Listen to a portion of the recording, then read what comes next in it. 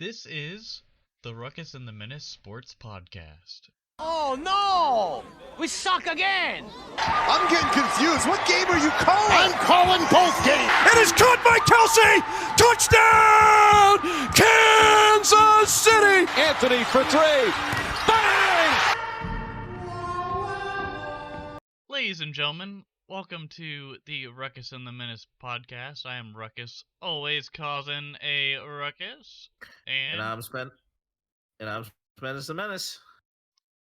This episode, which is episode number 40, we will be talking about the high heat, like we normally do, with our Eastwood segment, the film room, the color commentary, our summary of the primetime game from last week, including some stuff there, I believe, right? And we are playing a new primetime game this week. We're playing a new primetime game this week. Along with that, we also have gotten some expansion due to the lowering number of games in the film room that we have left. We've kind of got a little bit of a twist in the film room to kind of wrap up the football season so that we can then continue to make our way to continue to get records, and I think also possibly try and give Ruckus a little bit of room to catch up, but that's easier said than done. Oh, you hush. Oh, but Ruckus, how have things been holding up with you? Oh, so you just gave up your limelight there for being like what you've been up to because you did a naughty? No, I'm just kidding. So I'll go first since you kindly insisted. I've really just been watching football, giving Spenace a hard time, and playing Warhammer Darktide on my PC with a little bit of a mix of MLB The Show. I love just screwing around with the Royals roster and seeing what I could do to like break the game and like just score so many points on opponents I should be losing to because I have all this talent that seems like it would be realistic rather than just, oh, let's put Aaron Judge on my team. Yeah, that seems legit. Let's put the most overpowered catcher known to man on my team. Okay, let's put Shohei. Yeah, that sounds good. How about Scherzer? Yeah. No, I'm not doing any of that. I'm going with my main pitcher I have is Brady Singer and then the others, but like I have John Means, which is out of left field because he doesn't actually play for them, but still, you get the picture. I have people that would be realistic to what the Royals could have, and then bullpen is totally unrealistic. I have Josh Hader as my closer. Yeah. But yeah, Darktide's been a lot of fun. It's a good old first-person hack and slash shoot 'em up, and I love it. And football this weekend was pretty damn good, but we will get into that later. Spenace, what have you been up to, my dog? I'd have said football. Football has been kind of a big thing, but as far as on the consoles and such, I've been getting into a little more Magic the Gathering and kind of working my way into learning and trying to develop myself for the card game.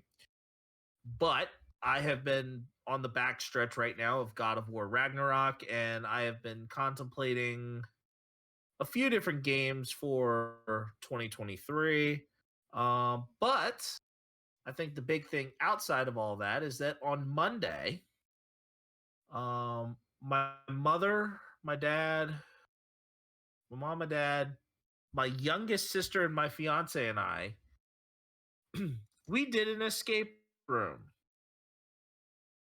in Winchester. And we managed to, in our hour time limit, and we also were given unlimited hints, but we really didn't use too many. I think we ended up like not really using a whole too many of them. because most of the hints we needed were kind of stuff we accidentally overlooked with certain things in certain places. But we got out with about 6 minutes to spare. It sounds like you were the cheat code, because when it comes to our primetime games or our trivias, you're just instant. Whenever I give you like a question, granted, I have some really easy, simple ones compared to what you do, but still, like you would probably be like, "Aha, this," and then the guy that's like hosting the escape room was like, "Damn, how'd you get it so quick?" I will say that I think where my strength in segments was I knew to go straight for the combination lock. I knew to go straight for the combination lock once we got in, because I noticed right away that I saw a combination on a particular piece. I then was also where I kind of specialized was also doing a lot of the decoding, like in the backstretch with all the decoding pieces. I did that. Did a lot of the some of the decoding. Yeah. And understanding what certain clues were. But ultimately, to get the last piece, I realized that I knew I had to knock on the drawer or knock on the dresser for it. So I'm like, okay, let's start with how many legs does a spider have, and do that. So I mean, every escape room's gonna have different puzzles, but it was one of those things where it's like it eventually got to the point where we were all straightforward and got it, and were able to get it done in a matter of no time once we finally were able to get ourselves like really rolling.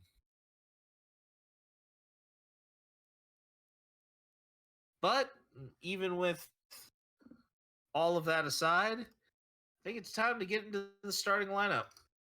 Indeed. And there's a lot of baseball, especially because mostly our starting lineup is a bunch of baseball quick takes. But we have one in the esports realm. You want me to go with that first? Go for it. All right. So, to our listeners, this is probably one of the first times we've really ever talked about esports on this podcast, but this is more of a closer one to heart to me because I followed Optic Gaming for the longest time. If you don't know who they are, I'll just give you a quick little rundown. Optic Gaming was founded, I think, like in early 2010s or maybe earlier than that. But it was their founder was Optic Hex, Hector Rodriguez, and he created the team, and they played a series of different games. So like you probably heard of Gears of War. If not, that's a game that was competitive. There was Call of Duty, which is still competitive. Halo was also competitive. Probably Optic's most well-known team, right? Was Uh, Call of Duty. Call of Duty, Halo, and Gears of War. But yeah, so this person in particular recently just retired, and a lot of people would think that he's probably one of the greatest of all time, and that is Optic Scump Seth Abner. So this man not only was the greatest of all time, he is also the son of a former major leaguer, Sean Abner. His father was a former utility outfielder for the California Angels and also played for the White Sox and Rockies. But yeah, my hats off to Optic Scump for retiring. They said he retired midway through the season, but I could see why. And you might think this is silly, but at 27 years old, a lot of people seem to phase out of playing because of their speed and reaction time isn't always the best, and maybe the younger talent is hungrier and just has a faster reaction time. That sounds really silly now, but if you're in the shoes of those players that literally play the game day in and day out, weeks on months on years on end, uh it's a whole different reality compared to what us normies take. And that's especially different because that's Call of Duty is such a quick twitch shooter to begin with, Yeah. where reaction time is a lot of what separates decent Call of Duty players from elite Call of Duty players. And and tw- and that and that kind of comes with it. The difference is where my esports knowledge kind of stems a little bit more from the fighting game community, where a lot of that is a matter of technical, like a little bit more technical skill, knowing when to go on offense, when to go on defense, like an actual fight. And some of the people that are even in the fighting game community, notably Daigo Umihara, he's in his 40s still at it. Yeah, there's some real old He's in dudes his in early that 40s. too. I think Justin Wong, I think's in his mid to late 30s. He might even be close to 40. He might even actually be close to 40 as well.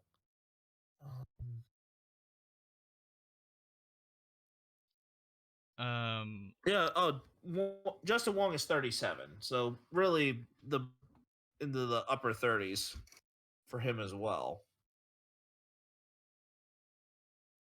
So while there's a bunch of young crop of esports prodigies entering the fighting game realm, still I think it's a little easier for some of the older players that are in fighting games, because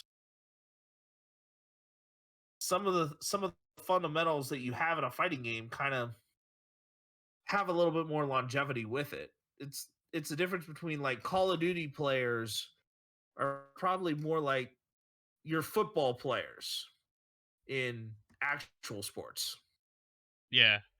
While these fighting game players are probably a little bit more like baseball players. Yeah, for sure. Do we do you want me to start talking about the next news segment? Yeah. Well, our next things were baseball anyway. Right. So one of them consists of a renovation to the Guardians' home ballpark, Progressive Field. Um, the Guardians have earmarked more than $200 million to remodel the upper deck, clubhouses, and other areas over the next 3 years. The funds are part of an overall $435 million renovation project.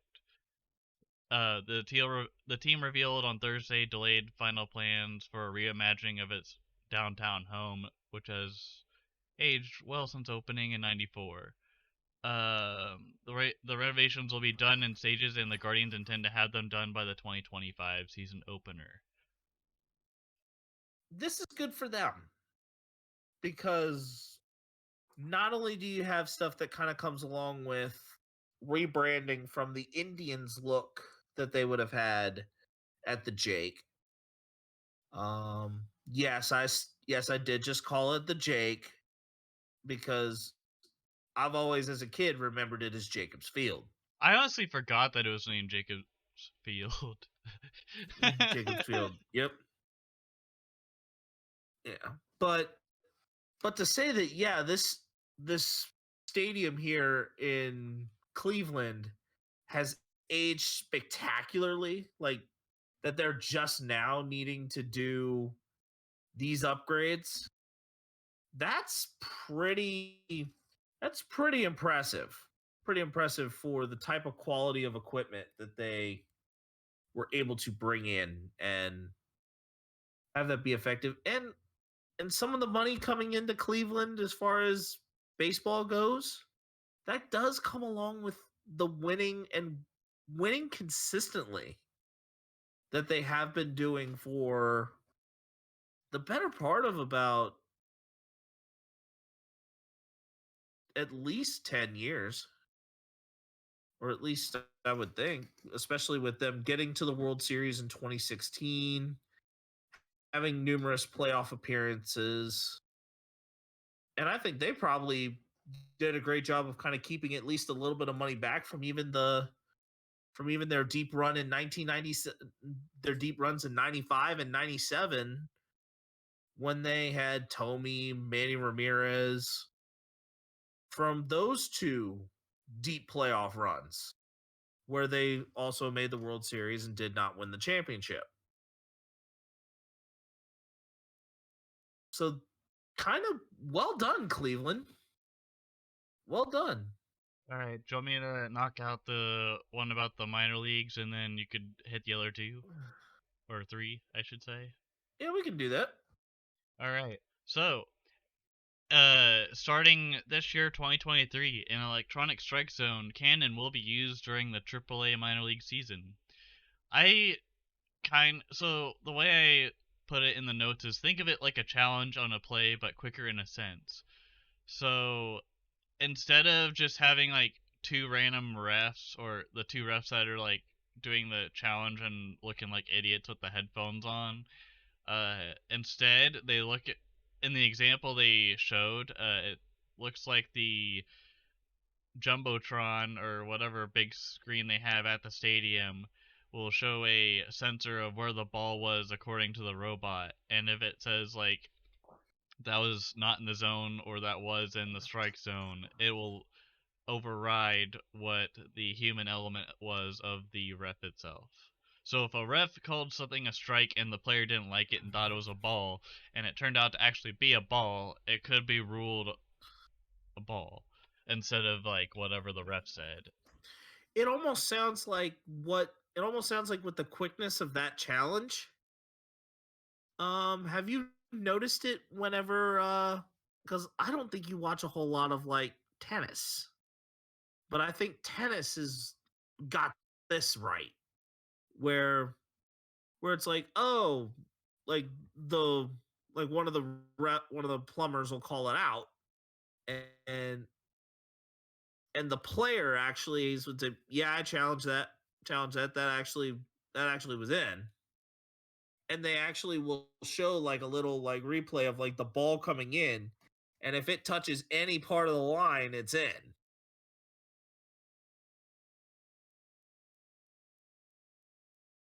So that as a whole, I think that definitely in the set, like, and most of those instant replays are seamless. Like they actually are seamless. Yeah. So this could be a little bit more like tennis. More like tennis, where you could see calls get reversed based off of really where the like a visual of where the ball crosses. I think what I'm looking forward to with this is the data that comes out of it. With that being said, it's talking more so of how often does the call or the challenge of that call get reversed.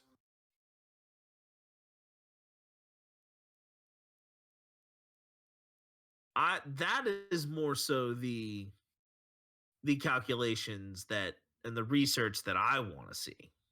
Yeah, it will be very interesting to see how accurate it is while also keeping a good pace of the game. Yep. And we have a few coaching and player signings and changes going on in Major League Baseball. A couple of the undercard headlines that I'm going to start with. The Cardinals have signed Joe McEwing to be the bench coach after Matt Holliday resigns due to needing to have more time with his family. This kind of makes sense because his son Jackson is now playing in the Baltimore Orioles farm organization. Eric Hinkie joins the Mets as the assistant hitting coach, and also they have signed Tommy Pham. Adam Duvall is now a member of the Boston Red Sox. And the main headline that we have for this is Trey Mancini has signed a 2-year, $14 million deal with the Chicago Cubs. The Cubs just went through a fire sale about a couple years ago. Schwarber dealt. Well, Schwarber going away, obviously. Anthony Rizzo dealt. Javi Baez dealt. Chris Bryant becoming a Colorado Rocky and choosing not to stay. They just went through a whole big selling process.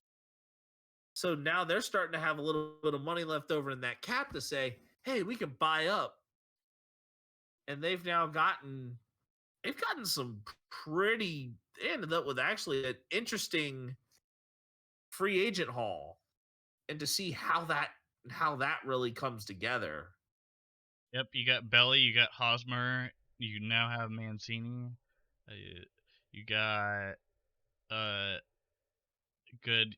Oh, you still got some good talent there with Hendricks. You upgrade a little bit on your starting pitching with Talion, and I see this as more of a team that can compete with the rest of the NL Central, but I think they still lack a little bit behind because of. I see if this meshes well and this goes favorably, they could be a contender for one of the final wild card spots. Yeah. But we also could see this going horridly wrong. I mean, it kind of did last season, didn't it? Well, but also last season they didn't buy. They weren't buying. Now they are. So that, but I'm talking like they could make this sustainable. Yeah. But now we move on to the high heat, which is recapping our week in the NFL season, which was Wild Card weekend. All right. And we both agreed on the most impressive team this week. And that is Duval, the Jacksonville Jaguars. Duval! And the Jacksonville Jaguars. Which really means that Adam Duvall is just special to the Jaguars. No, I'm just kidding. Bad joke. That was not why they say Duval, but Yep. But we both took two different angles for the most disappointing team. I picked the Chargers because of the big collapse that they had in their wild card game against the Jaguars. So that's why I picked the Chargers. Yep, and we will go a little further into that later. However, I will say for my disappointing team, it was definitely one that lost at home to a team that should have never upset them. And that is the Minnesota Vikings. You are in a 3-6 matchup against the New York Giants. Granted that they do have a good pass rush and Martindale is a solid coordinator and it's a shock that Baltimore let him go. But at the same time, Kirk Cousins needs to find some way to play better in the playoffs. I don't know if this is mental, if this is just skill based. Like, is Cousins really not as good as what we think he is, especially when it comes to the playoff time? Or is it that Kirk Cousins just needs more playoff experience, which he seemed to never really have when he was at Washington, other than maybe a game?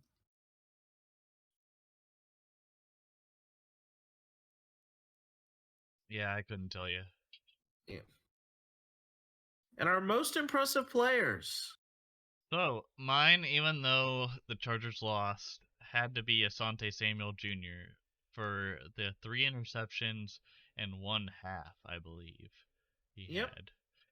He had like 2 in the second and 1 in the first, I believe, or was it 2 in the first, 1 in the second? Not too sure, but Trevor Lawrence threw 4 picks. 3 of them went to him. And one of them went to a pinball machine that was the defensive line in the front. Oh yeah, and I almost went with, prior to what ended up getting a little uglier, I was actually talking about the Baltimore Ravens trying to be some 92 percenters, and one of the big defensive linemen scored. Which actually I think I might have mentioned that later. No, that would have been where I mentioned it. Would have been that in this other piece. But my most impressive player, having 2 tutties on the day, Dawson Knox of the Buffalo Bills. And now, Ruckus, you know what to do. The good, the bad, the ugly. Whoa, whoa, whoa. Yep. All right, Ruckus. Give us the good. All right. My good this week is the wildcard weekend was truly a wildcard with multiple close games, which is a pretty generic statement, but it is true. Yeah, I mean, but then I will say that I would, if I didn't have the Jaguars as the most impressive for coming back from the 3rd largest, or like one of the largest playoff deficits in NFL history, I would have put as my most impressive team the New York Giants. Because that defense played much better than what I even expected. I wasn't expecting much coming out of the Giants because I thought they were just overachieving, playing a very, very garbage schedule. But the Giants are slowly starting to come around and get hot like they did back at the beginning of the year. What was the not so good? I mean, I think I've already mentioned that, and I kind of stole your thunder on that. Well, so what? A quarterback that looks like he could be a surfer on his as a hobby, which I wouldn't put against him because he kind of looks the part. Trevor Lawrence. No. Pump the brakes. Pump the brakes. That kid is Sunshine from Remember the Titans, dang it.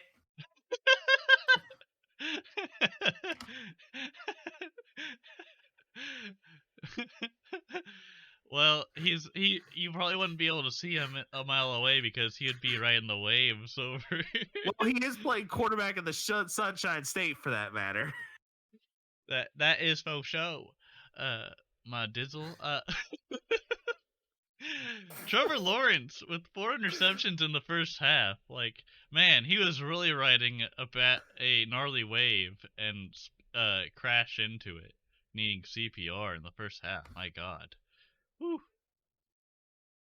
I'm not trying to DMCAs, but that was just wipe out.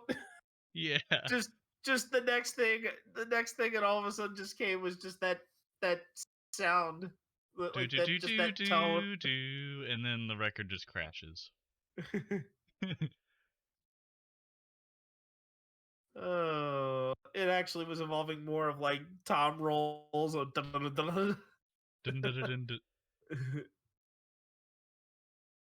yeah. All right. But my bad involves a famous fable that ultimately came down to a wabbit and a turtle. That even though they started out fast, the Buffalo Bills almost got caught napping like the hare in that famous fable.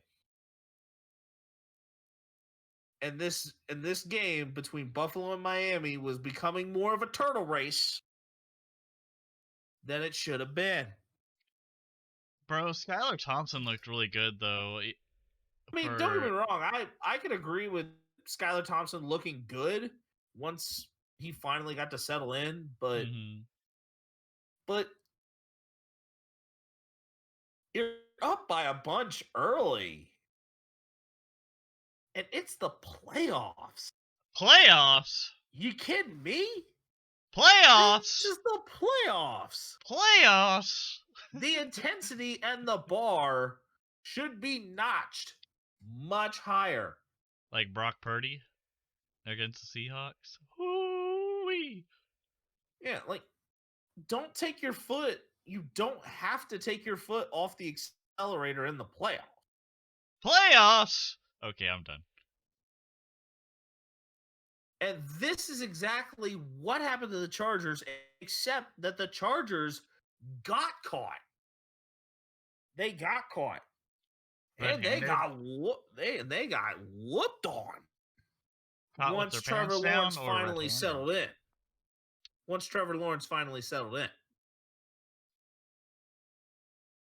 But the Bills should not have allowed for that to even be close.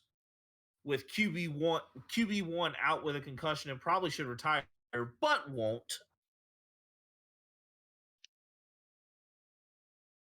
Yeah, I'm calling out the Bills on that one. You mean the Dolphins? Oh no, I'm calling out the Bills defense. Because the Dolphins did that well without their number one quarterback. No. I was talking about when you said, I thought you meshed the Tua retiring with something else. That's why. I said he should retire, but won't. Yeah. And then the Dolphins plan on bringing him back for next season, which is insane. But it makes sense why they would say that in a business way, because they still have him under control, I think. Yeah. But I can see why they would say that, but Tua gotta know what's best for him, man. And I think I just ripped your thunder on the ugly too, because I went into that. I went a little bonkers on that in calling out the Bills. I mean, my ugly this week is somehow Justin Herbert and company blew a fuse partying too hard, and I think Joey Bosa is part of this for the most part. He blew a fuse on the refs. We'll get into him later. But yeah. We'll get into him later. But Chargers blowing a 27-0 lead against the Jaguars when they had 4 interceptions, my guy. 4 interceptions. When I saw Asante Samuel get his second one, I was like, this game is over. But did I turn it to the next channel or go to another tab on my browser? I just had that in the background. I was like, let me put that on my second monitor, like a true Chad, and just not pay attention to it. And then later, here in the background, oh, Jaguars coming back. I was like, okay, I'm listening now. I'm listening. And that was my ugly. Okay.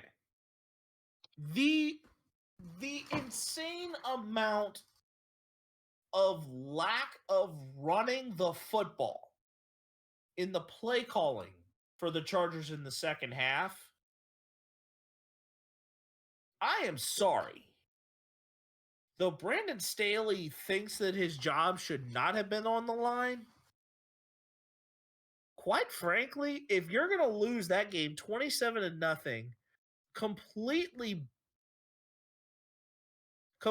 just phone in offensively the second half because you're trying to throw the football in a situation where you're up by a bunch, all the momentum was on your side. it's all the pelvic thrusting, man. He did it too much, and then the Jaguars took it as a fuel to the fire. And also, I think You're it was trying kind of to the. make that. Why are you trying to make that sound like a Hingle McCringleberry thing? I don't even know what that is. I'm sorry. And Have to the you people, not? Have you not watched the East West Bowl like Key and Peele? no. And I don't mean that in a mean, like douchey way. I just mean like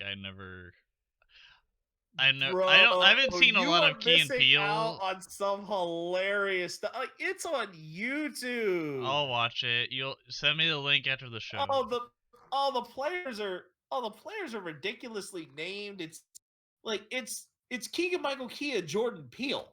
Yeah, I knew they are. I just didn't know they made a skit like that. No, they did 3 of them. They did 3 of them.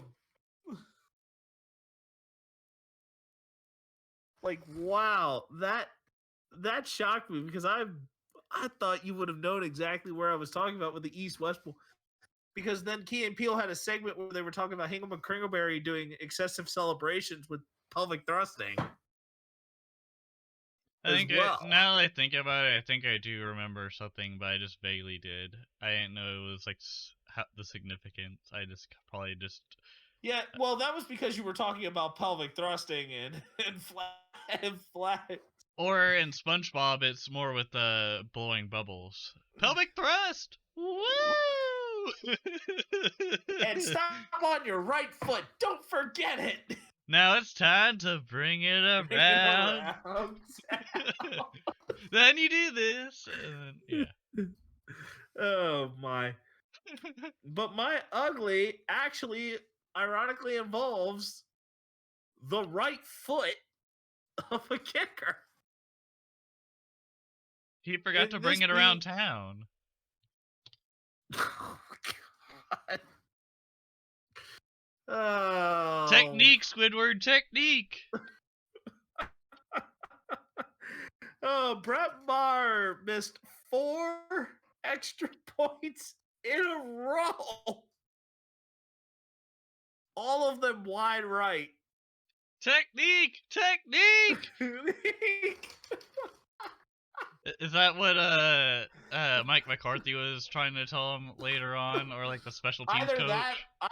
that, or it had to be Dak Prescott. But now Dallas, just to make sure that this doesn't happen again, has signed Tristan Vizcaíno, who was kicking barely for the Patriots earlier this season. Why don't they just sign the guy that kept the time for Nathaniel Hackett? You know, just make sure they.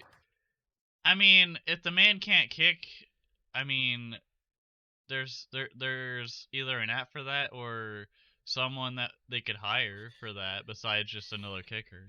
There's only so much crap you could throw at the wall. All right. Before this thing goes even further off the rails than where we had it. We both said that the best game this week was obviously Jaguars Chargers. Uh-huh. But we both picked 2 different worst games this week. I could see why you said yours, but mine is the Ravens Bengals because let's be honest here, the Bengals should have stomped on the Ravens, like pooped on them, like literally just like blew up the pigeon or the bird with the uncooked rice and been done with it. And somehow the Ravens defense just clobbered Burrow. And there were some times where they could have actually turned it over against the Bengals and given an advantage to it. And there was one time Huntley just, I don't know what the hell he was thinking, but jumped into the red zone to try to do is that like a... Yeah, it's like that dive. It's a dive over, but all of a sudden, like the lineman. But it's like if you're gonna try and do like that, you don't need linemen. You don't need people behind you pushing you. It's like they did the whole thing wrong. And then the defensive guy was just like, nope, and then just like absorbed the ball into his soul and then just ran with it. Yeah. And that But was that's, a no-go, and in that my was why I opinion. said, and that was why I was saying that the Baltimore Ravens were trying to be 92%ers. Shout out Jason and Travis Kelce for that 92% with QB sneaks. 92% of the time, every time. Travis and Jason, if you're listening to this, or if you randomly pick up on our podcast, please shout us out so we can get some clout over on this podcast. And that could be some new news. New news! us. Or as Pat For Mahomes would us. say, new news. Or if Rob Gronkowski says anything, it's new news. Oh, but no, but I think Gronkowski would still, even if we were even to try and have him on, he'd be still trying to get his USAA membership. Not only that, but I feel like he'd be a better kicker than Vizcaino, if you think about it. No, Vizcaino. Like, if the Cowboys hired Gronk to be like, yo, you're our kicker, he's like, I'm on it. You get a USAA membership on us if you can kick field goals. Oh, man. Okay, but yeah, I had the worst game being Cowboys-Bucks because I'm sorry, Tom Brady in that game quarterbacked like a fossil. Dude needs a walker. Like not like the cane, but like a literal walker, and then he needs to like use that to like move around the field and then throw it, and then have like a rocket launcher that just chucked to somebody at this point. And I know that Tom Brady was not playing great this season. I did not realize to the degree of how bad this really looked. Because it's normally been, for the longest time, it's hard to bet against him. Because of how good he is.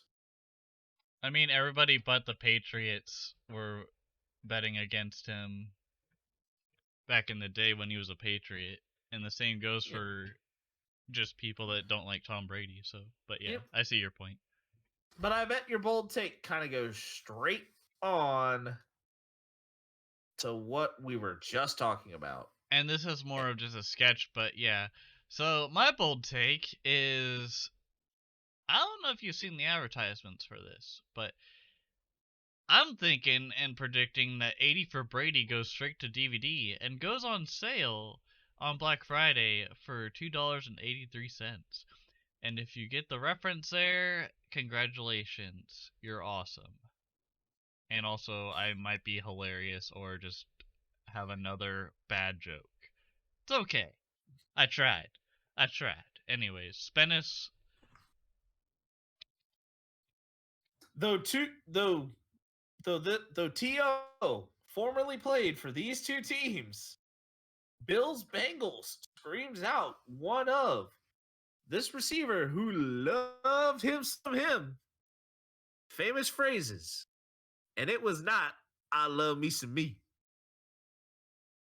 Bills Bengals screams, get your popcorn ready. I think that game is probably going to be something long awaited. I would not be surprised if they do some sort of like thing for DeMar Hamlin, just something a little.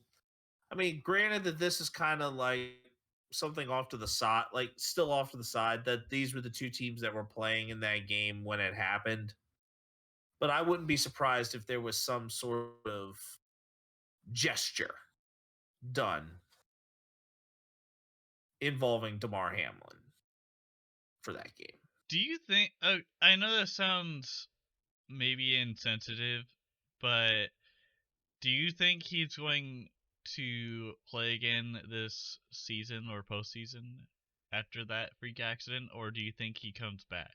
Because personally, I think he's probably done for the year, but I just didn't know if he would risk it and play for his team again, because I don't know if he wants to get back out there or what.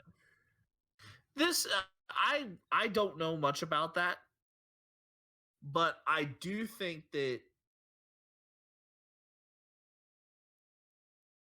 I do think that he is probably going to sit out for a good amount of time. However, I do not.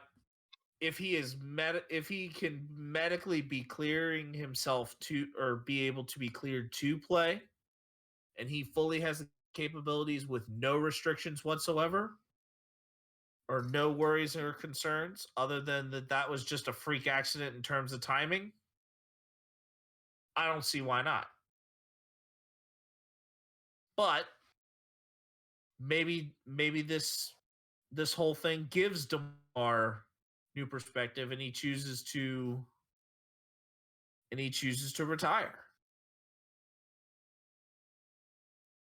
Chooses to retire at such a young age, where this whole thing is basically like a whole new lease on life, and he seeks a desire to make the most of it. But I'm saying that, the DeMar Hamlin stuff aside, I am very shocked that we are getting Bills Bengals, and finally it's going to get played. Granted, much more on the line than for what it was worth, but On that note, just I'm kind of like shocked that they didn't give a neutral site for the Bills Bengals, or do something like that. But there was a site change. Well, because of the seating, there was a site change. yeah, but still, like, why didn't they do anything special for those two teams compared to like the AFC for the Bills Chiefs? Like, they didn't, because like I will tell you technically one the thing. Bengals was a coin toss for home field advantage. Home, it was for at least Buffalo and Kansas City, because it came down to like record. Because if Buffalo would have won that, if they would have played that game on in Buffalo, and there would have been no issue there, Buffalo probably beat Cincinnati. They have home field over Kansas City. So I think that what they did with that was just made sure that Kansas City did not have the advantage, because they played one more game than Buffalo, because they chose not to make up that game. So I think for Bills and Bengals, it was for top seed in the postseason, or for Bills Chiefs. Bills Bengals, it was a 2-3 matchup either. It was probably going to be like a 2-3 matchup either way. Here's my thought on that. I think it probably wouldn't have mattered either way. I think they should have just had it at Arrowhead, because the weird logic to that is the site for the Super Bowl 55 was at Raymond James, and it just so happened that the Buccaneers got to the Super Bowl against the Chiefs, and the Chiefs were playing them at Raymond James. I feel like it's dumb if they're like, oh, we're gonna have a neutral site, and then also make it a hurdle for sports fans to get tickets at such a short amount of time to go to Atlanta Stadium over for the Falcons just for these two to face off. I think that's ridiculous. I mean, yes, it was because of like seating and stuff, but I think it's just stupid how they did that. Yeah. But I think it was something that, but who knows? This could be a test of something for the NFL down the line. Which could be a bad thing or a good thing. There was, It could be anyways. it could be more good than bad. We won't know until the scenario actually comes about. Yeah. Anyways, my burning question is actually related to what we were just ending the conversation on, but I'll do it anyways.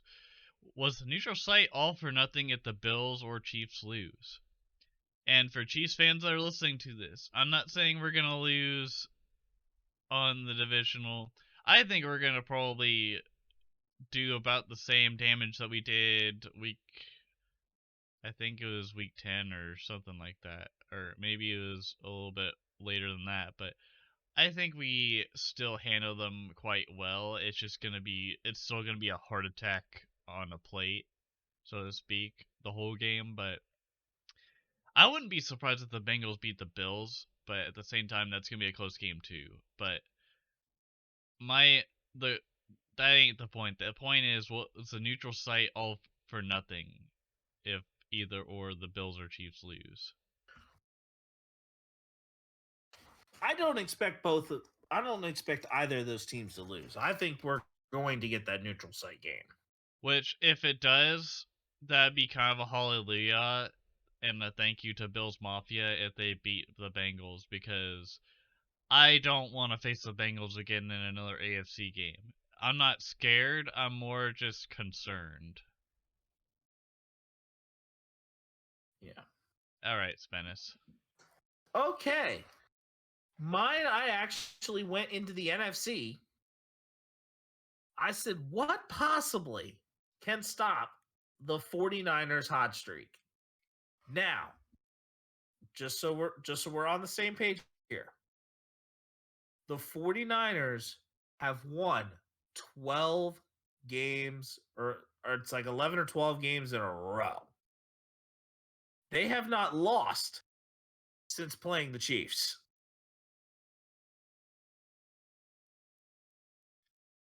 And they I would say it has to do with their offensive line and also taking care of the run game and a bit of the RPO kind of game that they do. Because, yes, you could say, oh, they have Ayuk, they have Kittle, they have Debo. But if you stop them from getting long yardage and stuff Purdy, because I don't know if Trent Williams is coming back for this game, but they're playing, who are they playing? They're playing Dallas. With a semi-hurt Micah, which is one of the main guys that, like, is a pass rusher for the Cowboys. I could see it being an issue for him to get to the quarterback, but also you got Trayvon Diggs, right? Or Quandre. I get them mixed up. No, it's Trayvon. Quandre is Seattle. That's what I thought. That's why I didn't want to mix it up. But Trayvon, he was a little beat up too, but Trayvon against that whole receiving / offensive core is going to be a challenge for him, obviously, but he only gets to guard one of them, or maybe two. We'll see, but I don't know. I think the only way the 49ers get stopped is if they face either the Eagles or Giants in the championship round. I think the Cowboys could get lucky, but it's very unlikely if their defense stops Tony Pollard and Elliott and company, which is pretty easy to do if they don't get a rhythm against the 49ers at Santa Clara. Yeah. But I'm going to say I think it's going to take a versatile offense, which, sorry, Dallas does not have it. Expired. Well, maybe not necessarily expired, but just not versatile enough. Well, it's good that you didn't accept my friend request. But I am going to say that I think the Eagles are probably the only team with a versatile enough of an offense. Dude, especially their defense is scary too. Like Reddick, Darius Slay, Jace Bradbury, Kaiser White. They are scary, and not to mention the gorilla up front, Ndamukong Suh. Like, that man is huge, and he will tear you a new one.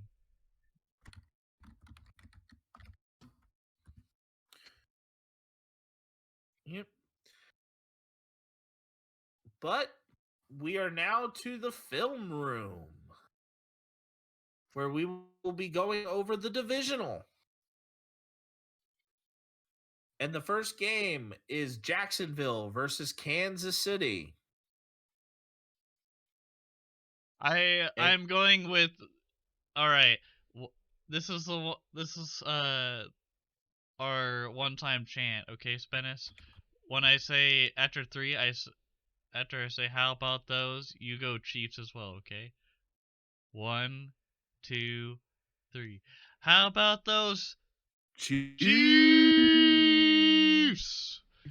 Thank you. I needed that. All right. Yeah, the Chiefs over the Jacksonville Jaguars. Duval. Sorry, Adam, but it ain't it. Yeah.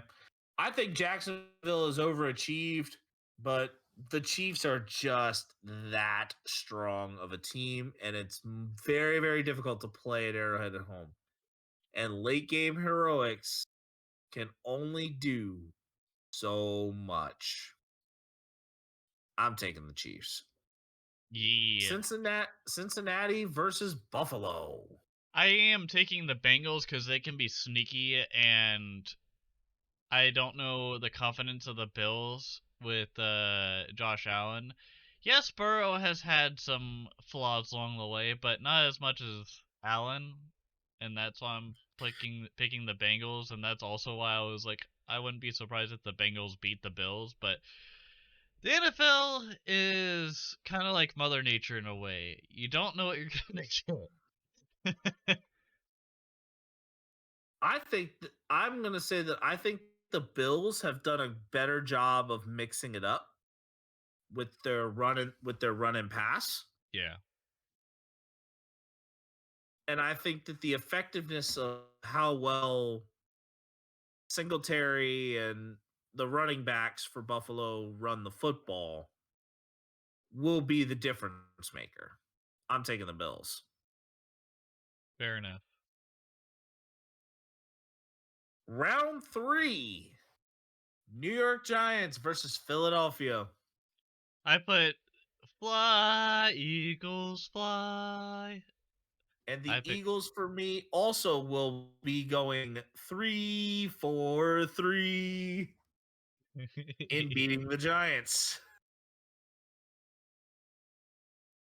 And Dallas, San Francisco. I picked the Niners because I believe that they will win against Jerry World. I think Jerry needs to retire from general management, but he ain't gonna do that. He'll probably die before actually retiring. I am taking the 49ers as well because the 49ers are playing like they are the best team in the league. Plain and simple. Okay, so the question is, which game are you taking against the spread? Here are your spreads. Bills. You had Chiefs Jaguars at -8.5, Eagles Giants at -7.5, Bills Bengals at 5.5. So you're taking the Bengals at +5.5. Actually, let's do Eagles Giants. That seems like an easier way. You're agreeing with me on this one. So do you think the Eagles will beat the Giants by more than 7 or more than 7.5? Correct. Okay. The anytime touchdown scorer. Which gamer? And we cannot use Eagles Giants. I'm going to do Chiefs Jaguars, and I'm going to pick McKinnon. You're going to take Jerick McKinnon.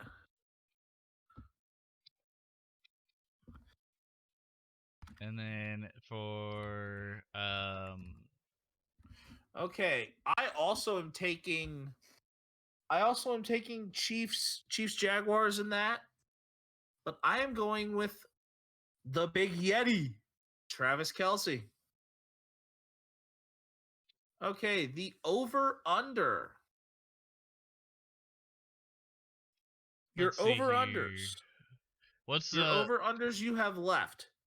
The 2 games you have left are Bills Bengals, which the over-under on that game is 48, and Cowboys 49ers, where the over-under is 46. All right. What was it? 48 for the Bills Bengals. 48 for Bills Bengals. I'm gonna say under 48. You think that game is going to score less than 48 points? I mean, they scored less or didn't do a whole lot against the Jets at home. What do you think? What? And the Jets were hot at the time and had the to do it. What makes you think that the Bengals couldn't do the same thing?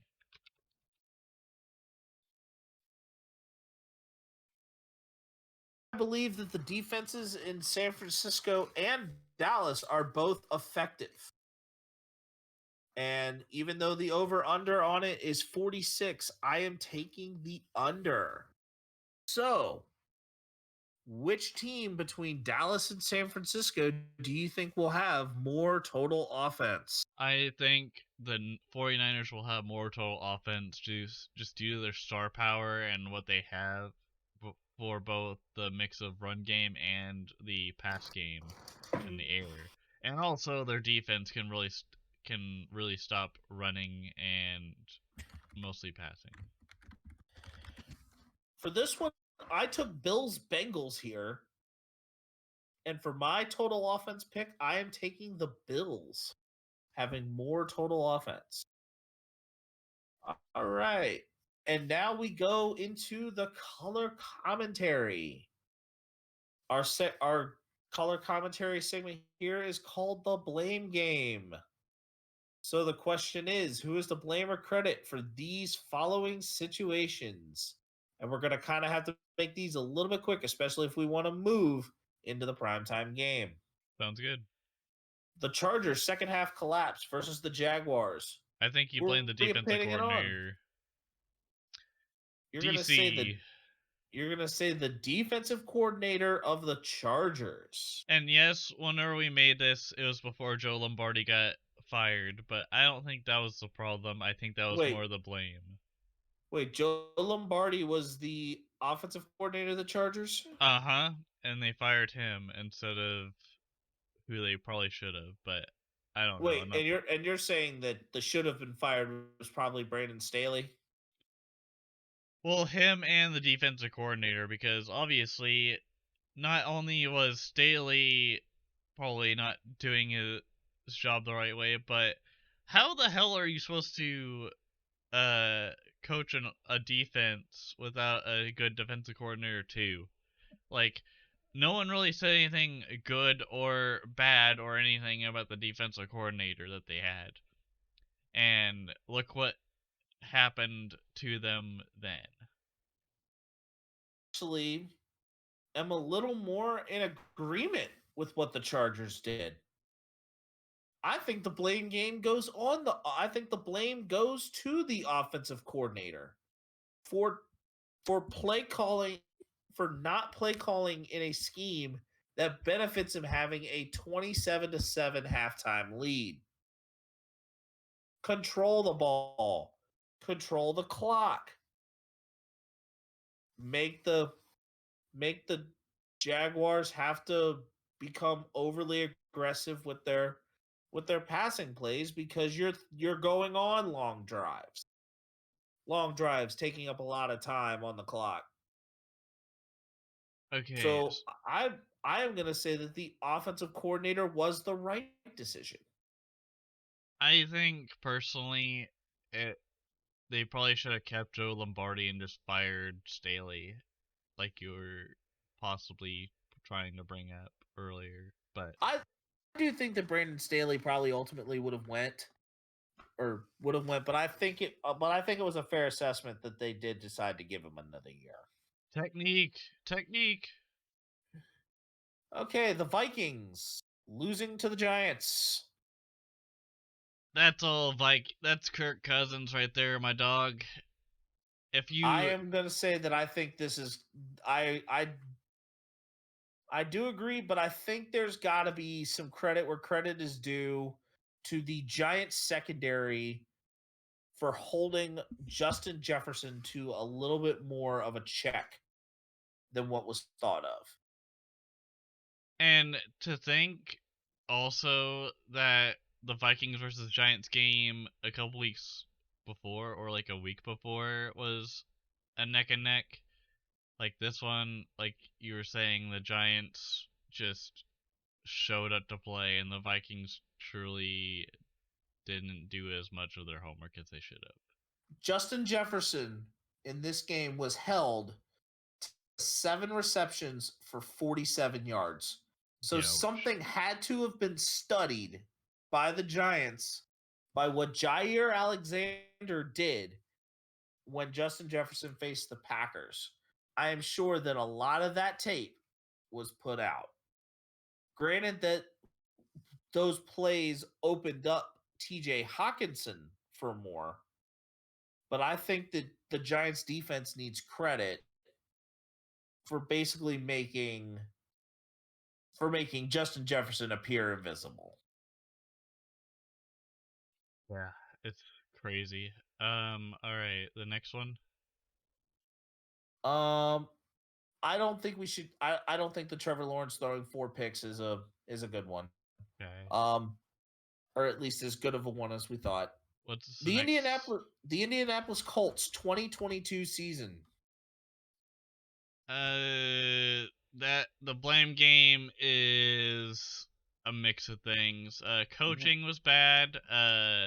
Matt Ryan played like not Matt Ryan. It felt like it was an imposter for most of it. And then when you put your backup in and then try to mix things up, especially when you had Nick Foles, why don't you put Nick Foles in as a secondary instead of your rookie guy? And also, if I had a say on this, Mr. Jim Irsay, I would have probably not have done what you did with Jeff Saturday. A day of the week isn't going to dramatically change things overnight, but good lord, dude. You're a nut job. I think that this is on Jim Irsay and the Colts front office. Because yes, I am going to call it out. I'm calling the spade like I have before. They gave up on Carson Wentz too early. Carson Wentz was having a great year. Everything was working. Jonathan Taylor was having the career year because Wentz was able to get him the ball. Teams then were able to scout for that, so Carson Wentz should be an effective thrower, right? Also, you had money. You had the cap space. And what did you do? You didn't do shit. Like, literally nothing. Wentz, yeah, like, you gave him a big or you had to swallow some of that. But then you swallow more when you put in a shitty quarterback in Matt Ryan. There's a reason Atlanta wanted to get rid of him. Not just because, he might have had something left in the tank. What the F, man? The Colts are like the 2011 Chiefs. They just keep getting crappier and crappier. Like, figure it out. That's what my say is. Okay. The Ravens choosing not to extend Lamar before the 2022 season started. I'm giving Lamar credit where it's due because Lamar wanted more money. The Ravens were stingy on a certain amount that they could or wanted to give him, and he decided to play under what was it, No, it wasn't a franchise tag. I think it was just the remainder of his contract. Yeah. So I give him credit for being like, hey, like, I feel like I'm more than something, but at the end of the day, it's just kind of like a weird conundrum. But I think I give credit to Lamar for respecting himself and being confident in himself no matter what happens. However, I think this is on Lamar. I think the blame is on Lamar. And the reason why I'm going to say the blame is on Lamar, you're asking for fully guaranteed money when you are a quarterback who, on the physical side, is a liability more than an asset. Especially with you trying to have big trusts and running the ball outside the pocket, this does not. It really doesn't. It really is not as effective as what people think it is. We've seen Michael Vick never really had a deep run in the playoffs. Justin Fields hasn't even seen a playoff game yet. Robert Griffin III. Robert Griffin III. RG knee. Stop. Be nice. Oh, it's bad enough. What makes that worse is that he had that whole problem while he was on my team. So yes, RG knee was warranted. Fair enough. So I think I'm giving credit where credit was due for the Ravens being smart about that. But I think that the Ravens trying to lowball, not necessarily lowball Lamar, but I think Lamar may be asking a little too much, because I think that Le'Veon Bell tried to do this, except he sat out the year, and it didn't really pan out. I also think he probably could have also been a little, rather than him being me, like Aaron Rodgers, he could have gotten asked for perks, kind of like Mahomes did, where Mahomes took a team-friendly deal and then even restructured his contract. But yeah, it doesn't really support my cause for the credit is due for Lamar, but like. But you can see where I'm going with this. Yes. The Derek Carr situation in Vegas. Let's just say Derek Carr is in the shop in Vegas somewhere, and no one knows whether or not they want to take up on that offer or just leave him in the junkyard. So you're saying that this is fully on Derek Carr? Yes, I blame him for being bad because he can only do what he can do, but at the same time, he's always been bad, and the time was gonna come sooner rather than later if he was gonna consistently be bad. What? This Derek is coming. Carr? This is coming from a Chiefs fan. This is coming consistently bad. Yes, dude. He kind of seems like a show off with his throws, but I don't know. To me, he's not good. He is not good. Hold up. Hold the phone. Sorry, we're gonna hold the phone for a second here, because we definitely need to be looking at Derek Carr by the numbers. This year, yeah, the passing numbers were down, but Josh Jacobs was effectively running the football. That's one thing. But up until this past season, Derek Carr had thrown for 4,000 yards 4 straight seasons, including a 4,800 yard passing yard season last year.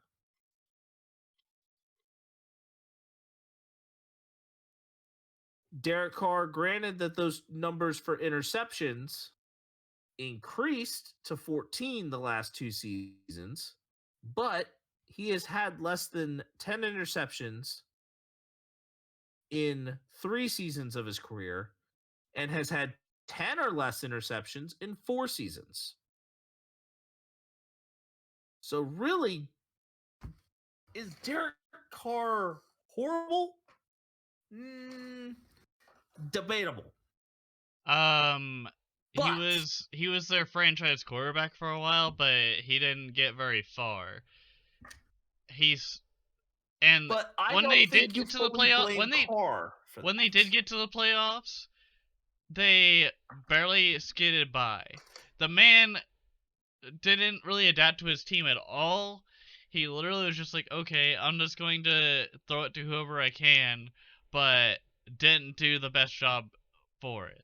If you want to say that he was better than what I'm saying, then why did he eventually get benched and then eventually say, all right, I'm going to not be a distraction from my team that I'm no longer a part of, and we're going to put Stidham in, who did a lot better against the 49ers. I feel like that would have been a bloodbath if Derek Carr was still a quarterback of the against the 49ers. Could we agree on that at least? Like, I don't think in my honest opinion, as as a fan of a team that's in the AFC West, this man has not looked good at all. Like, at all. Yes, his stats show whatever, the numbers, whatever. He's still trash nonetheless. That's all I'm gonna say. I'm not gonna say anymore. I am not gonna let you go and completely call him trash. I do think that comparatively in the grand scheme of football, that Derek Carr in a Josh McDaniels offense does not fit. But the blame for Derek Carr wanting to leave Las Vegas is not because of Carr's play in Vegas.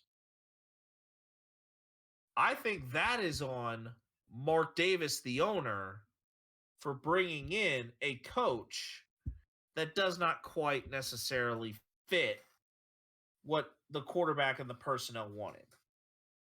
If we really wanted to kind of go there, Rich Bisaccia's interim tag should have been removed, and I think he should have gotten the full year this past season to kind of see if he could properly pick up where he left off with Derek Carr.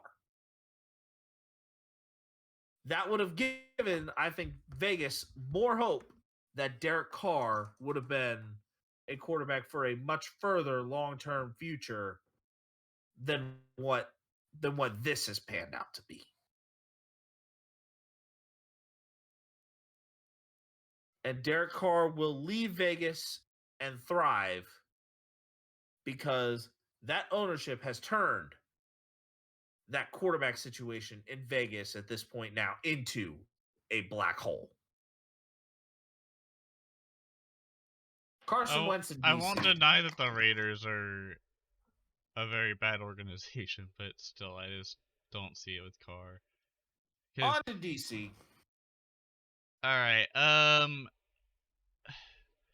I think they're probably going to either dump him with a salary, but or where's the blame game going?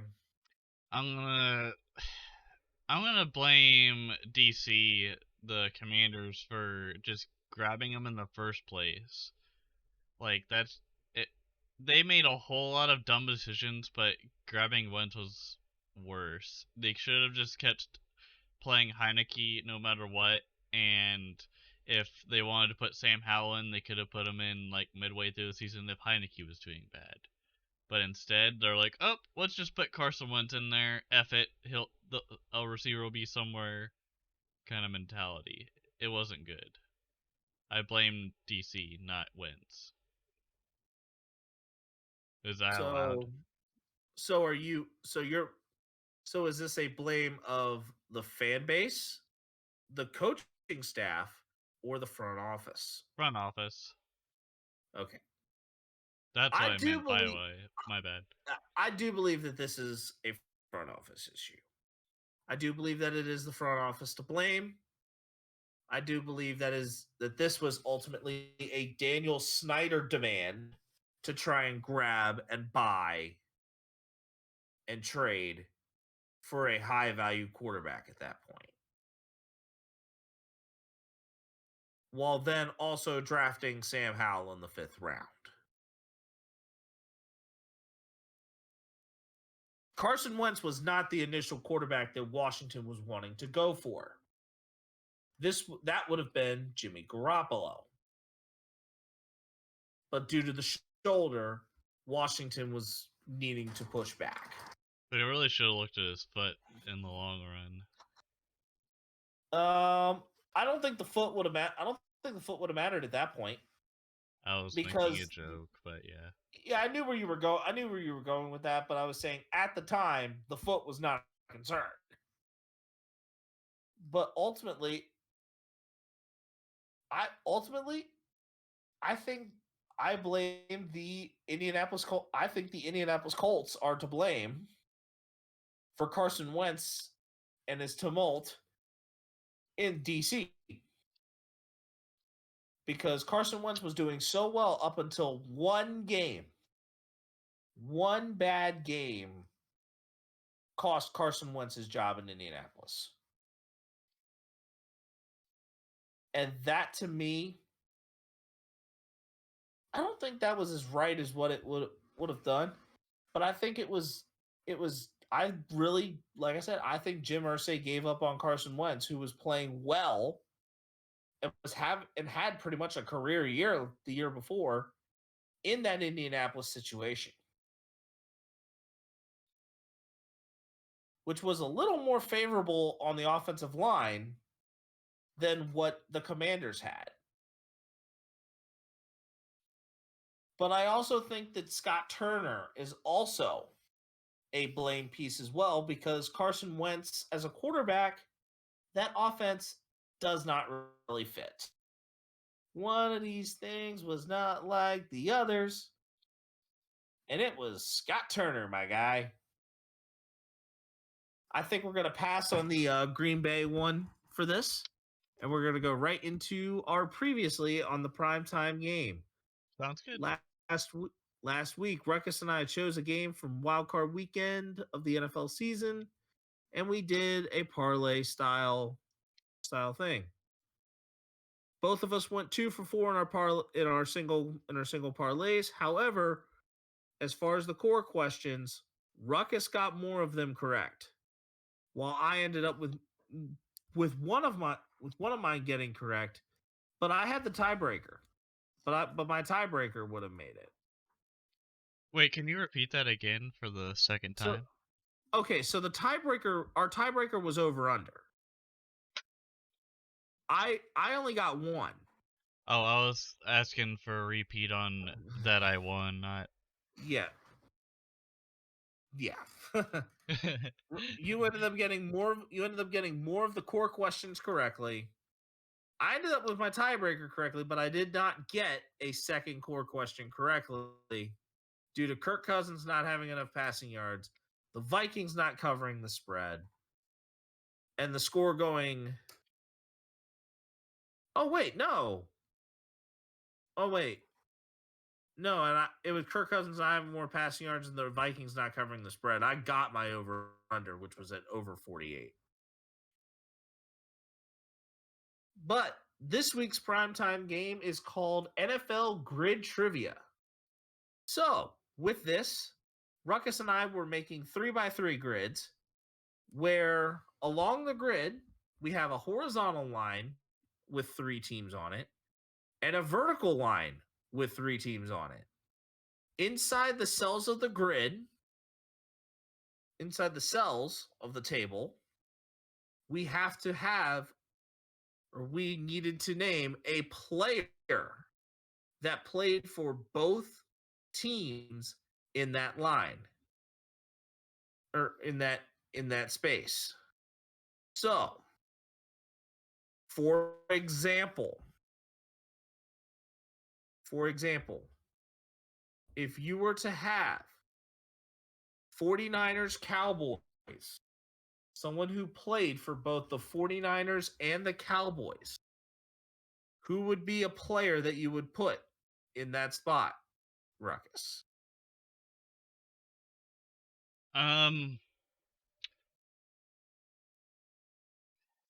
Jesus. I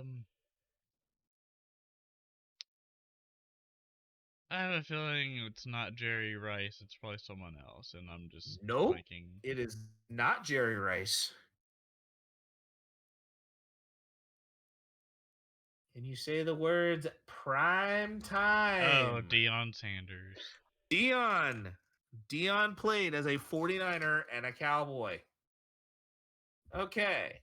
So, Ruckus, what are the 3 teams across your horizontal and your vertical lines? All right. So on my across going to the right, I have Colts, Bengals, Chiefs. Let me know if you need a repeat for that. Okay, so Colts, Bengals, Chiefs. Uh-huh. And then going top to bottom. Are you ready? Yep. Okay.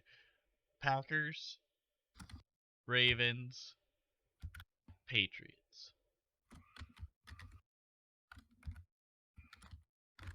Okay. So Packers. So your teams that you will have involved. You have. All right, so you have Packers, the Colts. All right, so the Packers, Ravens, Patriots, Colts, Bengals, Chiefs. Correct. All right. Okay. So my 3 that are going horizontal are the Eagles, the Commanders, and the Raiders.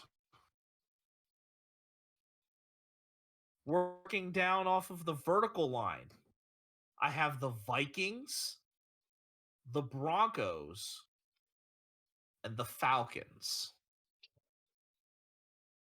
All right. All right. And Ruckus, I will say you will be making the first move.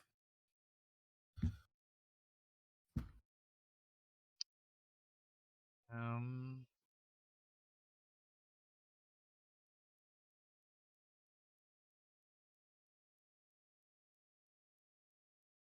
Let's see here.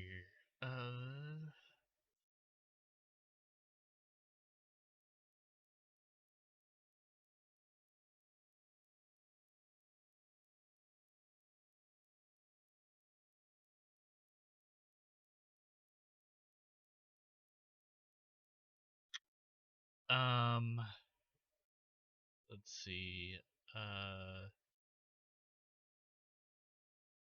God damn.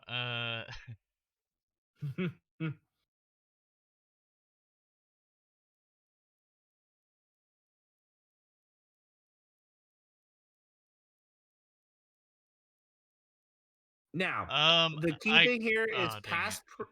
the key thing here is you can go past or present, and you cannot use the same. And you can guess the same player for multiple cells. Oh, I get it. If it's wrong, if you're wrong on one, you can guess on another. But if you're correct on the one, you cannot use them for another one if it fits. I got it. Vikings, Eagles, Donovan McNabb. Incorrect. Really? Because wasn't Donovan McNabb a Viking at one point when he got traded, or was that the? Donovan McNabb was never a Viking. Are you I sure will about that? Oh, that actually does work. It was actually after the initial trade. Yeah, I was about to say I could have sworn I saw him in a Vikings uniform at one point. Yes, Donovan McNabb was a Minnesota Viking, but it was at the very, very end. Cause like he was also on the Commanders at one point too, like because he got traded to the Commanders. He was initially traded to Washington. Yeah. But that deal was a trade as well, where they sent McNabb for 2 6th-round draft picks. And that was because of the relationship with Brad Childress. So you actually got that correct. I also had in there for that one Randall Cunningham. Okay. Packers Colts. I'm taking Jeff Saturday. Okay. I will take your word for that because. Yeah. That one.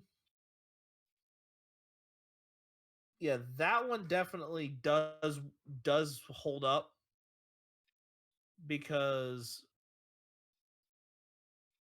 though Saturday spent most of his career in Indianapolis, there was that notable Pro Bowl where it was Saturday's last year, and Peyton Manning, and they had special that Saturday was wearing a Packers helmet while Manning in a Broncos helmet or something along those lines, where Manning took one final snap from Jeff Saturday. All right. Okay. So your second one, and you pretty much can go just about anywhere. Oh, I see. Raiders, Vikings. I'm gonna go with Randy Moss. Yep. Yep. And the only reason I know that is because of the ESPN Plus series with Tom Brady. Yep. Okay. I am going to go next to Colts Patriots. And this one is Adam Vinatieri. Yes, sir. It's Adam Vinatieri. Okay.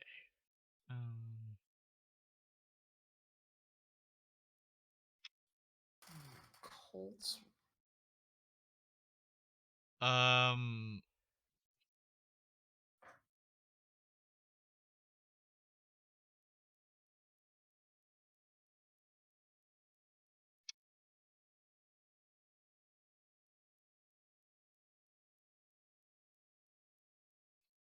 Man, this one's a little bit more difficult now.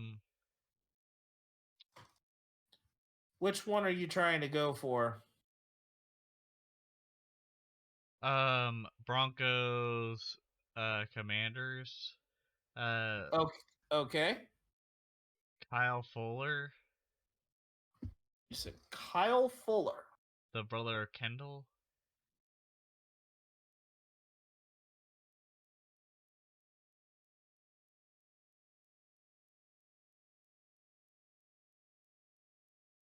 Kyle Fuller was not a Commander.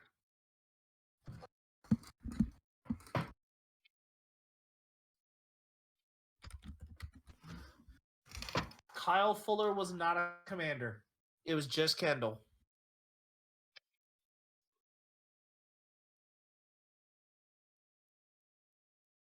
Now, there are two names that I would have given you for that Broncos Commander spot.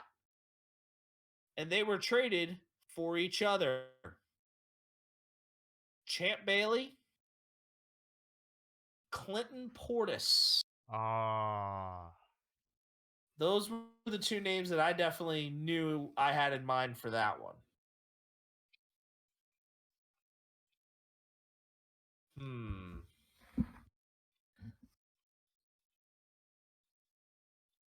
I was initially trying to figure out where I'm going to go as far as Colts Ravens. But that's almost like a very, very tough, like, oh, wait, no. I actually am going to go with another kicker for this one. Yes, I actually am doing kickers. Colts Ravens, Matt Stover. That is kicker Matt Stover. All right. Yep. Played for the Ravens from 1996 to 2008.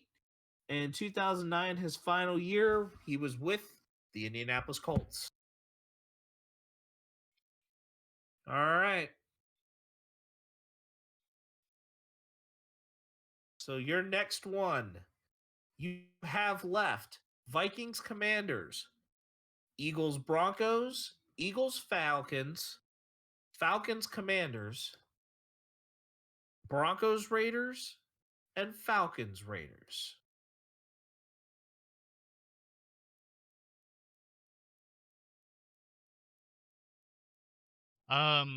Falcon. Wait. So I still have Eagles Falcons, right?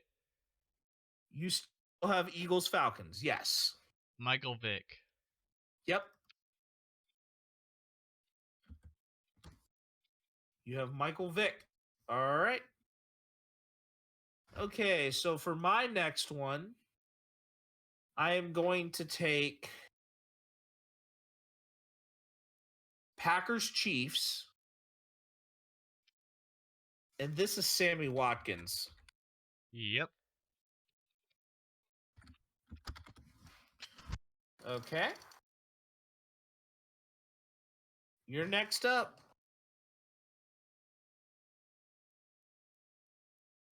Okay.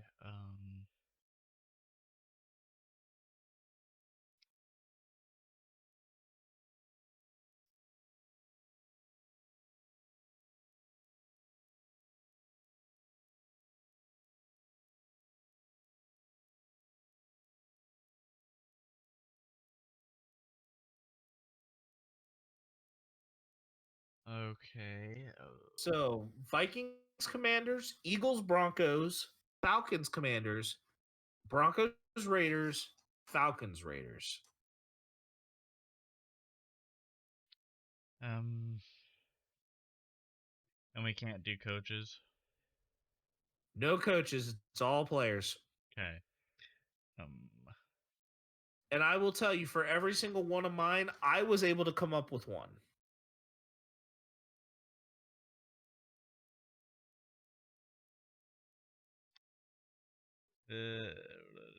Um.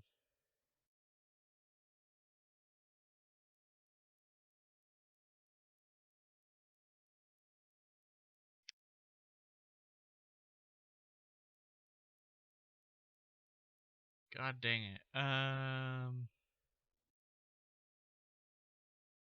I think I've also mentioned the rule of yes, you can call for position requests 3 times.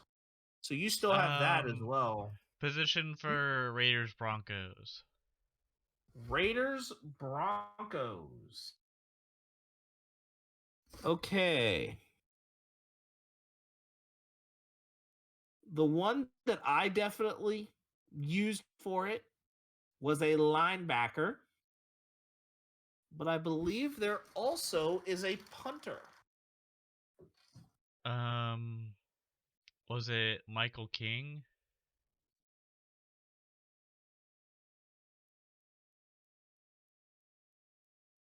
I'll let you get a retry on that name.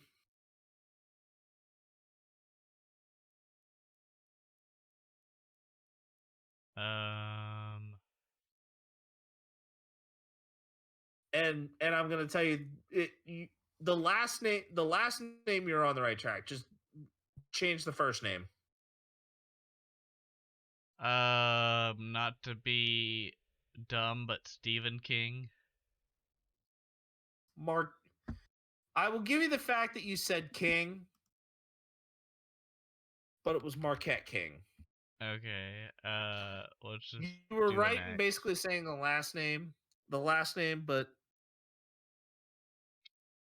I gotta mark it wrong, unfortunately, because the first name, because you know how certain things are with talking about players and names.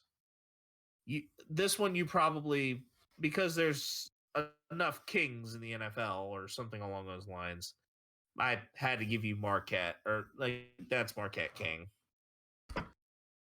Okay. But the linebacker I was wanting to kind of get you to, which would have been a little bit easier for you, Bill Romanowski. Oh. Okay. Okay.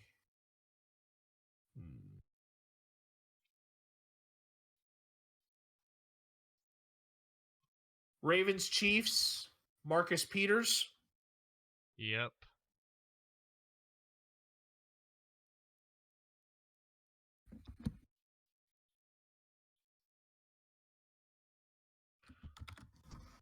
Okay. So you have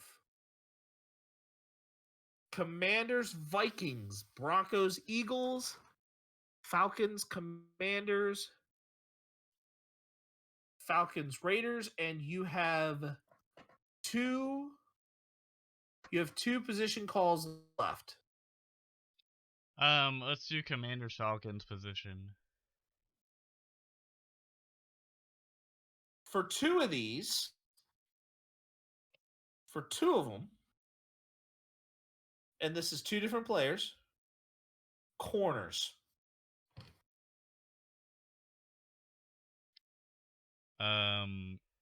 Are they current year or like currently? No, both of them are past. But two of the answers that fit, two different answers that fit, Falcons, Commanders are corners. Deion Sanders. Deion Sanders is actually one of them. All right, I'll take it. Sanders. Yeah.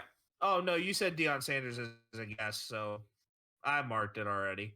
Okay. But the other one that I was actually that also fits that, D'Angelo Hall.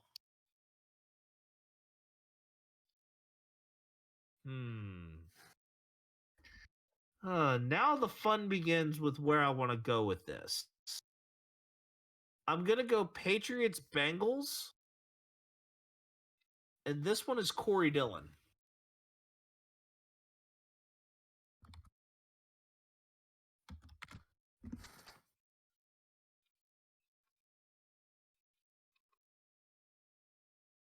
Yep, that checks out. Yep, that checks out. Okay.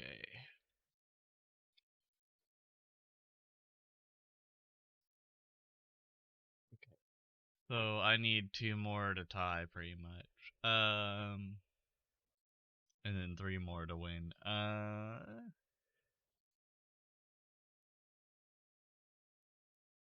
Oh, well, I also still have all three of my position calls left as well. So yeah.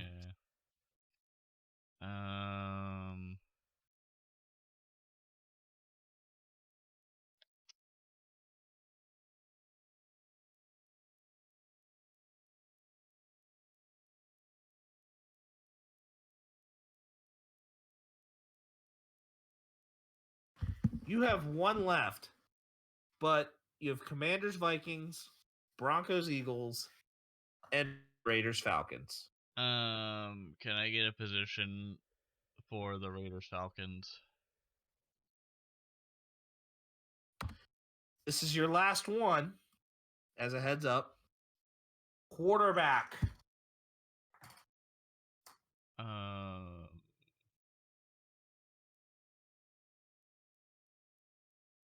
Carson Palmer.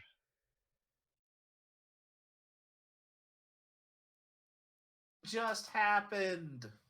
This one just happened this football season. Did him? No. Marcus Mariota would have been the one. Oh.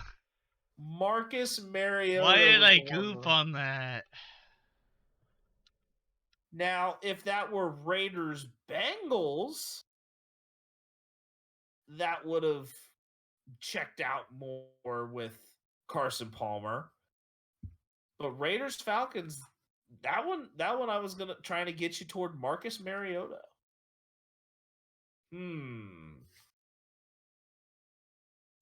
Let's see.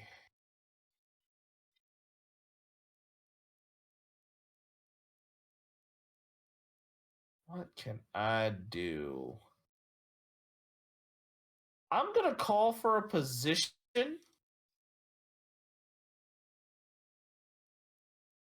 for Patriots Chiefs.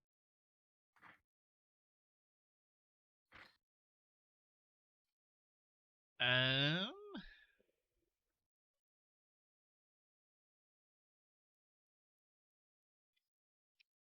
And I'm thinking the words that I'm probably waiting for you to say are linebacker.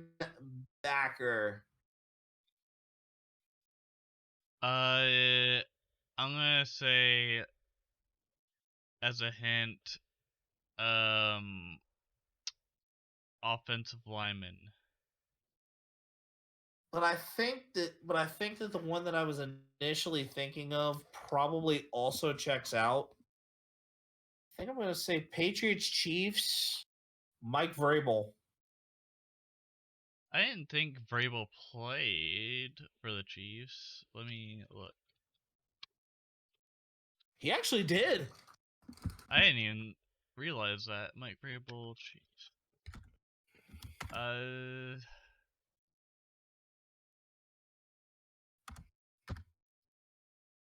Vrabel was drafted by the Steelers in the 3rd round, then joined the Patriots as a free agent, where he became an All-Pro, and then finished his career with the Chiefs. Okay, yeah, I see. Yeah, that's why I was saying. I was thinking all of a sudden, I'm like, if he caught on to this, that would have been linebacker. But where were you directing me with offensive line? Joe Tooney. Oh, that actually was a decent one too. But I'm like, I want to see where you're gonna guide me first. I'm like, but I think this one checked out. All right, so you've got 2 left: Commanders, Vikings, Eagles, Broncos, and the degree of difficulty. Uh, Oh man, and the degree of difficulty on these. I will say Vikings, Commanders. I can definitely think of at least 2. And Eagles, Broncos, I definitely had a couple of them thought, or had at least one thought out for sure.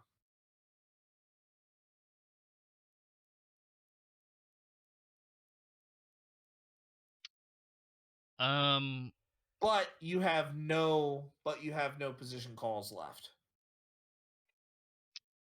so for Vikings Commanders, I'm gonna do a running back and Adrian Peterson. That is actually one of the ones I would have told you had you picked that one or guided you to. Adrian Peterson, the other one that I was going to guide you to, or that had the potential to be guided to, Kirk Cousins. Was Man, actually why Kirk didn't I Cousins. think of that? Man, all the things that just were like kind of in a black hole in my mind, I was just like, man, I didn't think of until just now. Okay. I am going to call for a position again as well, especially Okay. because I'm down to enough of them. Packers Bengals. Um, Oh, and I forgot also I could have and there was another one that I could have used for Bengals Patriots. I could have used Ocho Cinco there. But neither here nor there. ooh. Packers Bengals. And I'm calling for a position. Uh,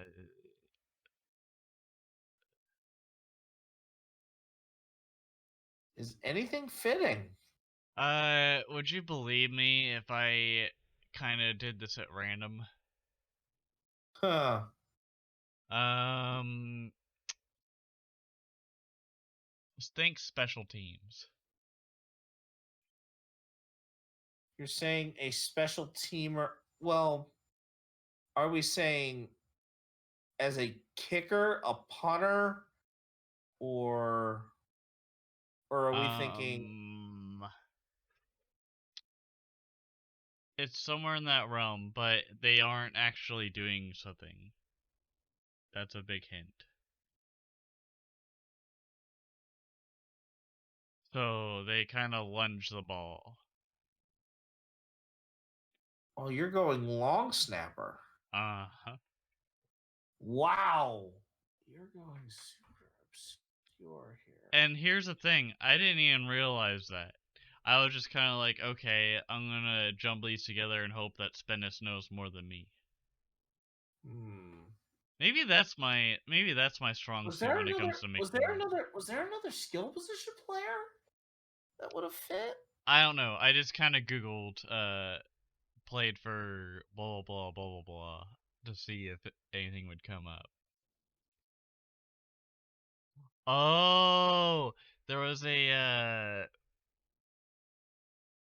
wait, I don't think he actually. Okay, he did. Linebacker.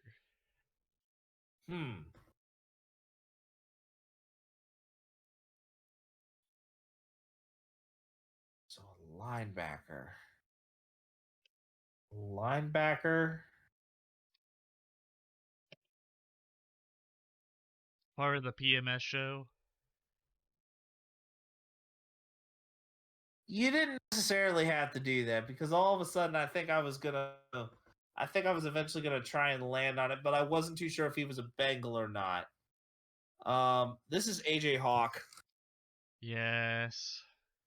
Like I think you didn't necessarily have to go Pat McAfee show with me, but I'm like, as soon as you said linebacker, I'm like, wait. I think I definitely remembered AJ Hawk being a Packer, but I did not remember him ever going to the other end of Ohio. So your last one is Eagles Broncos.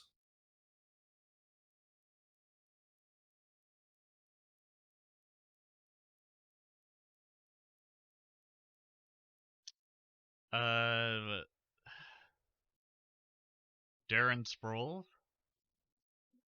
Darren Sproles?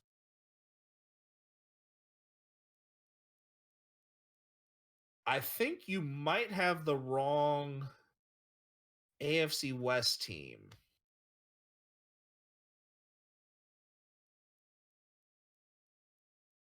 Which is true. Unfortunately, you had the wrong AFC West team.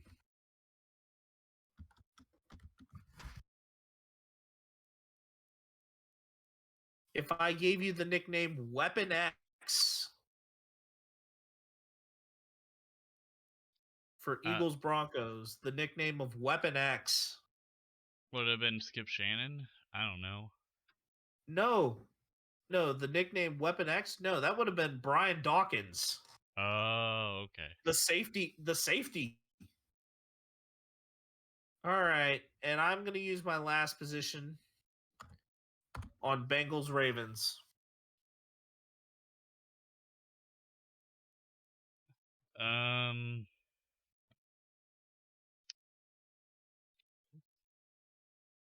Let's see here.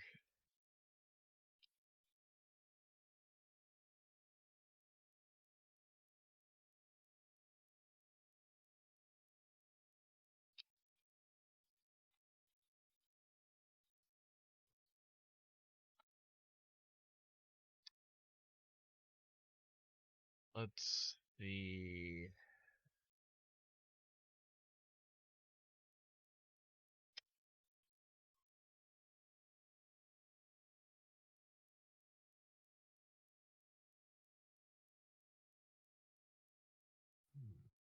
It doesn't really give me a good baseline. I probably should have thought more about this, but it is what it is. Tight end.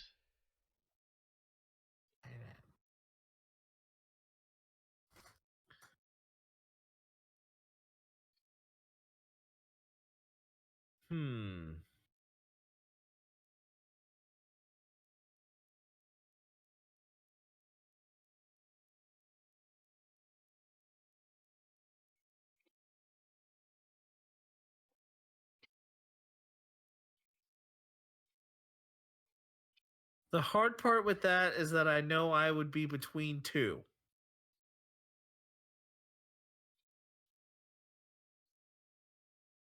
but I think I'm going to go with my first option here. Is this Todd Heap? How do you spell that? I've already guessed it, so I can. Here, let me look it up. Todd Heap. Nope. I finally missed one. Yep, Baltimore and then Arizona. Yep. Now I'm gonna realize that. Now I'm gonna double check my other one that I was thinking of. Nope. He never. Then the other one I was thinking of never left Baltimore. Where were you? What was the tight end you were trying to get me to? So I didn't know. It kind of was one of those things where you're just like, okay, they could have been a Raven / Bengal, and I was thinking Hayden Hurst, but Hold up. I drew a blank on that. No, actually, that's a good one. I completely forgot about that. I couldn't remember if he was a Raven or not, but when I looked it up, it said something with Ravens and Bengals. Hayden Hurst started out as a Raven. I completely missed that. I forgot that. I forgot that Hayden Hurst started out as a Raven. He went to the Falcons in between. Yeah. But that is. Yep. And I ended up winning this one 8-5. The only one I missed was Hayden Hurst. It was Baltimore, Cincinnati, my center square. Yeah, and then Ruckus giving me an unnecessary hint for the Packers Bengals one. That should be unnecessary roughness, but I'm just joking. Oh, but I think I was probably leaning. I was like a linebacker. I'm like, I eventually would have figured. I was like, wait, this AJ Hawk. Yeah. But I think mine, like, I kind of scored you a little harshly on the King one, but that's because as soon as you said Michael, I was like, I'll let you retry on that name because it was a M, because you went M King, but I'm like, but M was the right initial. That's what I was trying to get you at. I was going for the Raiders kicker because I was thinking of that really intense kicker that could just go like yards on end. Sebastian Janikowski? No, like there was a around 2010, I think, or here, let me look. 2010 Raiders punter. Shane Leckler? No, Leckler wouldn't have worked. It was King. Yeah, it was Marquette King. That was actually the guy who I was talking. That's who I was talking about. Yeah. You were trying to think of Marquette King, and that's why I said I was like, I'm gonna let you retry that name. That was why I was trying to say I'm gonna let you retry that name for a shot at it. All right. Okay, so now we're to the weekly stud and dud.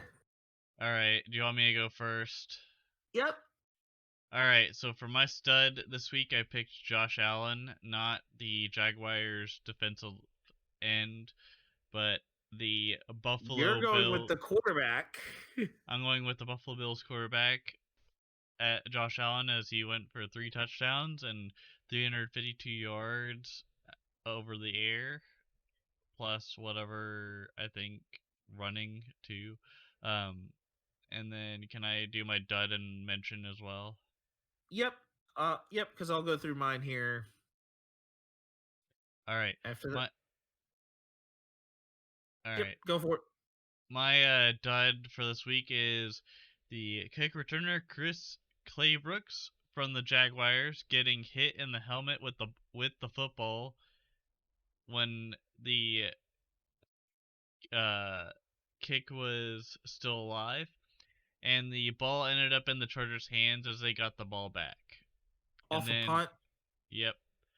And then my honorable mention is for a dud is Sean McDermott yelling at the refs for not calling for a possession on Diggs' catch that was clearly not possessed in bounds. But he had his back turned, so he wouldn't have known whether or not he seen it, but the refs saw more than what McDermott saw. So that's my honorable mention for a dud. Okay, so my stud this week is actually Bengals coach Zach Taylor for establishing and continuing a city favorite tradition for donating game balls from playoff wins to local bars in the town, in the city of Cincinnati. I have no honorable mention for stud, but my dud this week is the Fox Saturday pregame crew for talking about Lamar Jackson being on the field playing with a grade 2 knee sprain against the Bengals, adding further risk on his knee. Michael Vick, who I've even said that Lamar Jackson compared to just without the arm strength, even was saying, oh, put a brace on it. But the last time someone involved putting a brace on it and trying to play through it, take a wild guess of where you think I'm going to go with this here. Does it rhyme with RG? RG knee. Was RG knee. So Robert Griffin III was the last one that they were like, oh, put a brace on it. And that messed up his career. But an honorable mention for Joey Bosa in dud for getting disqualified for 2 unsportsmanlike penalties on the conclusion of back-to-back Jaguars scoring drives that ultimately the Jaguars ended up with the lead over it. Or at least was putting themselves within actually 3 points to put the Jaguars within 2 before they kicked the game-winning field goal. And we all know Joey Bosa is a little bit of a head case, but I didn't think it was going to come down to that now. I don't blame him for being upset, but it is what it is. It's a game. Yep, go ahead, take us out, Ruckus. All right, ladies and gentlemen, thank you for listening to the Ruckus and The Menace podcast. I am Ruckus. And I'm Spenace and Menace. Thank you once again for listening to our podcast. This is episode 40 of Ruckus and The Menace. Please share the videos with your friends. Like the video if you insist. Subscribe if you have not subscribed. It's free. YouTube does not charge anything. And yeah, again, tell your friends about this podcast, and also thank you for the turnout from last week as well. 18 views in 6 days. Woo! Anyways, we'll see you later. Yep, deuces. Deuces.